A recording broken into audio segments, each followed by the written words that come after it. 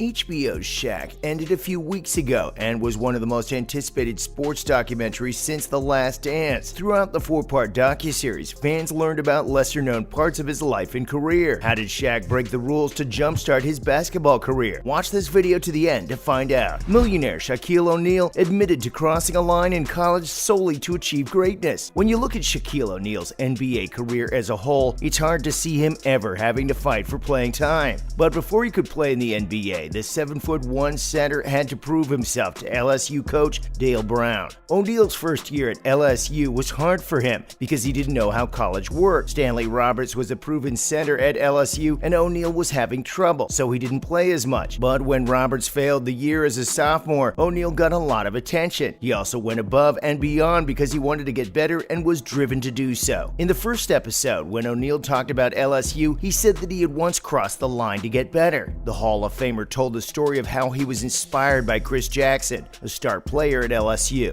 He said, "I used to follow Chris Jackson, but he doesn't know that. I knew he worked out at night, but no one was allowed in the room where he did it. So I went in and he was talking to himself saying shoot, but he didn't seem to be missing. So I thought, okay, if that's what he's doing to be successful, I'll do it too." The fact that big fella crossed the line and snuck in to watch Jackson's routine helped him reach his goals for sure. Taking ideas from Jackson's routine and work ethic, O'Neal quickly moved up the team ranks and became a superstar in his second year.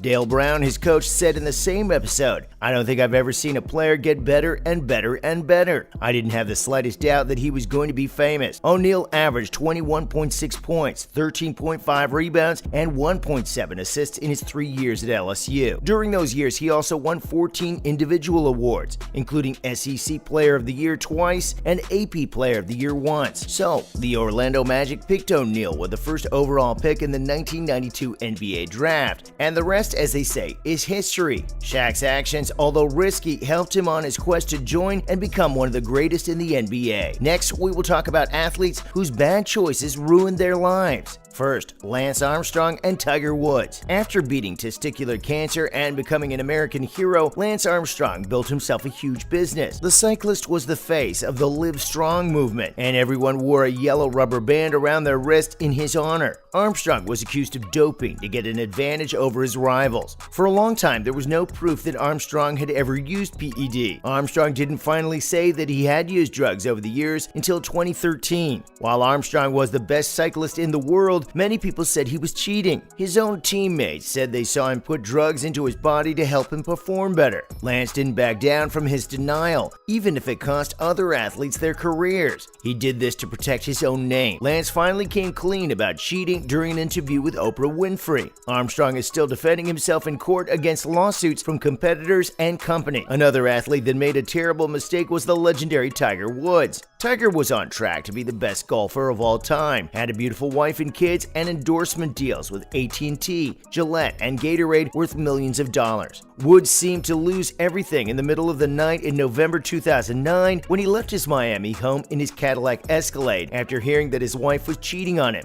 On his way back, he crashed into a fire hydrant, then a tree, and finally stopped in the middle of some hedges. Tiger was his wife, Ellen Nordegren, left him after he told her he had cheated on her a lot. This was the beginning of the end for their marriage. Woods went to a rehab clinic after he admitted to his wrongdoings. Since 2009, Woods hasn't won a major golf tournament and has become a shadow of himself. Next, Ray Caruth and Oscar Pistorius. In the first round of the 1997 NFL Draft, Ray Caruth was picked up by the Carolina Panthers. He was expected to be a very good player for a Panthers team that was already very good and help them finally get to the promised land. Caruth, on the other hand, never lived up to those hopes. In 1999, Caruth helped kill his girlfriend, Sherika Adams, who was pregnant at the time. Adams was shot 4 times by a person who Caruth knew. Adams was shot, but she was still able to call the police and tell them that Caruth had done it. She said that the former Panther stopped his car in front of hers, and when she stopped, a car pulled up next to her and started shooting. Adams had been carrying Caruth's child for 8 months when she was shot. Adams was still in a coma from the shooting when the baby was delivered through an emergency C-section. Caruth was able to pay a $3 million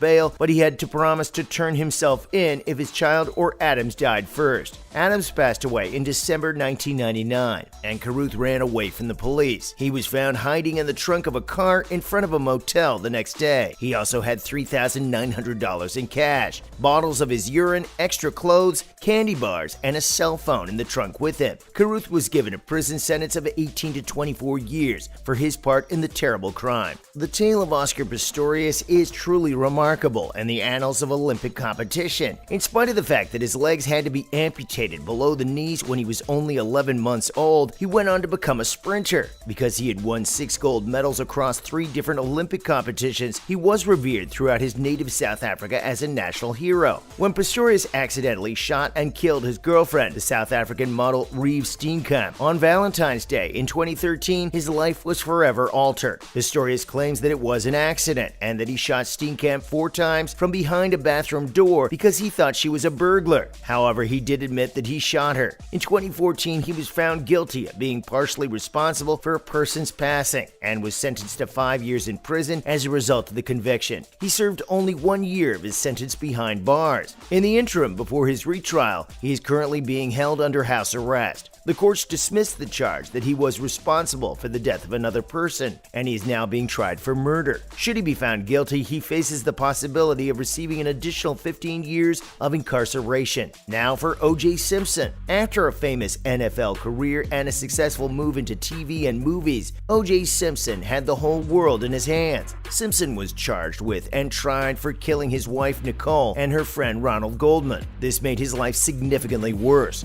Simpson was found not guilty of murder in 1995 in one of the most controversial cases in U.S. history. In 1997, the Goldman family took Simpson to civil court over the deaths of Goldman and Brown. This time, he was found responsible for their deaths. Simpson was told to pay the Goldman family $33.5 million for the damage he caused. To help pay for the cost, O.J. had to sell his Heisman Trophy and other items. Simpson didn't pay his taxes, so the state of California put a tax lien on him in 1999. In 2003, he was arrested for simple assault after a fight with another driver on the streets of Miami. Simpson's problems didn't end there. In 2007, he and some friends broke into a Las Vegas casino and robbed it at gunpoint of sports memorabilia that O.J. said had been stolen from him. Simpson has been in jail since 2013, and his next court date will be in 2017. Our last athlete that ruined their career is Aaron Hernandez. Aaron Hernandez was on his way to a great career with the New England Patriots and could have won a lot of Super Bowls, but Hernandez wasn't ready for that kind of life. Hernandez grew up in Bristol, Connecticut, where there were a lot of gangs. He couldn't escape from gang life as his career went on, however. When Hernandez was a 17-year-old freshman at the University of Florida,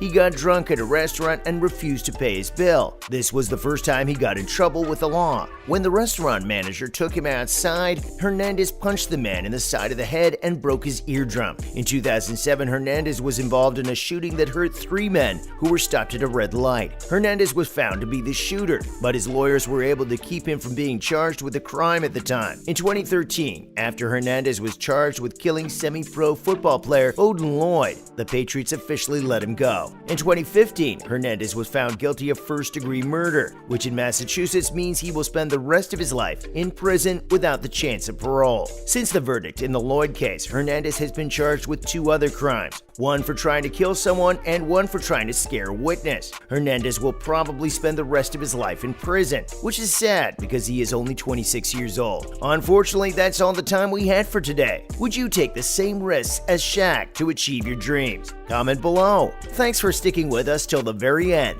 Make sure to like and subscribe to the channel. Till we meet next time, cheers!